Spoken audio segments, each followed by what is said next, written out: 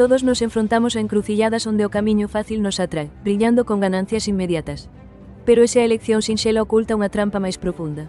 Aleix, un emprendedor, atopou unha fenda legal para evitar un estándar ambiental custoso, aforrando capital. Prometía beneficios inmediatos, menos complicacións. A súa conciencia murmuraba sobre a reputación, pero o capital aforrado significaba un crecemento máis rápido. Racionalizou como un negocio intelixente, non como deshonestidade. Antes de comprometerse, Aleix viu unha noticia: un competidor que usaba unha fenda similar enfrontouse a un pesadelo de relacións públicas. Non era ilegal, pero a súa percibida falta de integridade provocou boicots.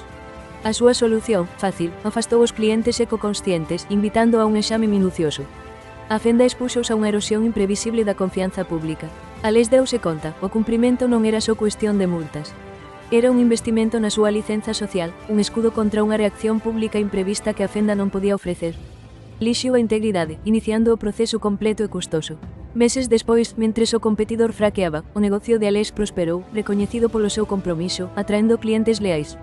El aprendeu, o camiño máis difícil e transparente non só era moralmente superior, senón tamén estratéxicamente sólido, simplificando os desafíos futuros mediante a construción dunha confianza inquebrantable.